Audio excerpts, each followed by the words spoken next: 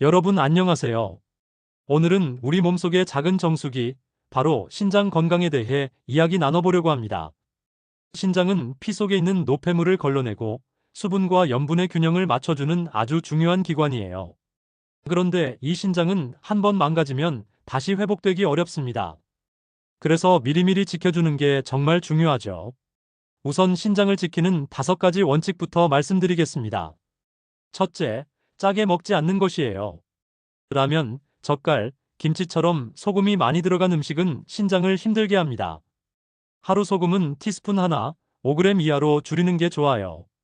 둘째, 혈압과 혈당을 관리하는 것입니다.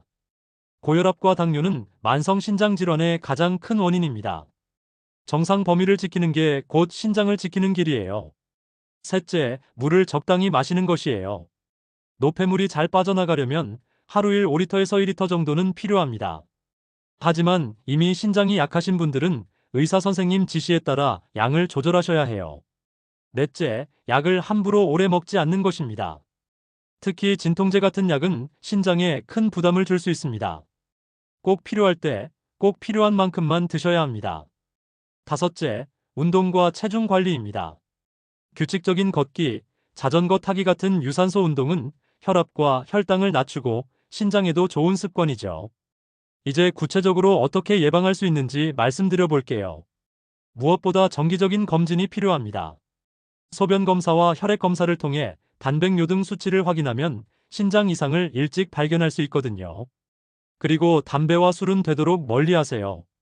담배는 혈관을 좁혀 신장으로 가는 피를 막고 술은 과음하면 탈수와 혈압 상승을 불러옵니다.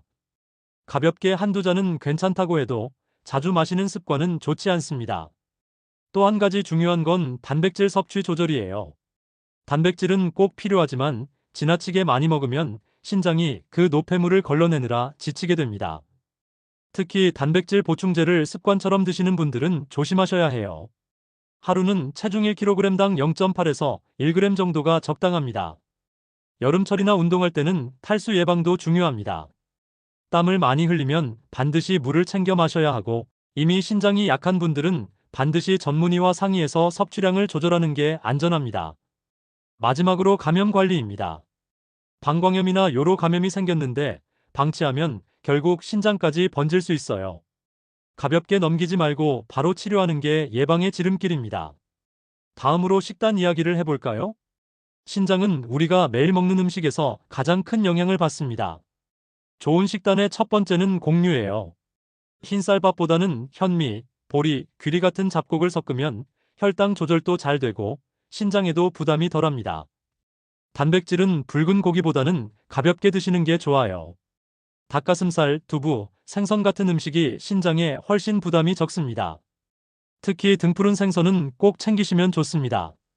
고등어나 연어, 꽁치 같은 생선은 오메가3가 풍부해서 혈관을 보호하고 염증을 줄여줍니다. 채소와 과일도 다양하게 드셔야 하는데요. 칼륨 수치가 높은 바나나, 오렌지, 토마토는 이미 신장 기능이 떨어진 분들은 조심해야 합니다.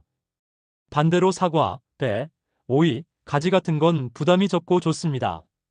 건강한 지방도 필요합니다. 올리브유를 드레싱으로 쓰거나 호두나 아몬드 같은 견과류를 하루에 한 줌 정도 섭취하면 혈관 건강에 도움이 됩니다. 반대로 가공식품은 최대한 피하셔야 합니다.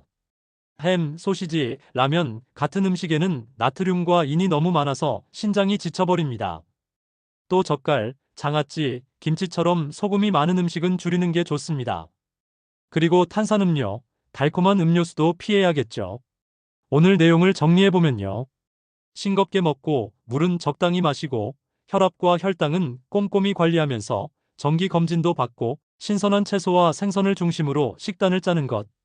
이것이 바로 신장을 지키는 가장 확실한 방법입니다. 여러분의 작은 습관이 평생의 신장 건강을 결정합니다. 오늘부터라도 신장을 위해 좋은 습관 하나씩 실천해 보시면 어떨까요? 시청해 주셔서 감사합니다. 구독과 좋아요, 저에게 큰 힘이 됩니다.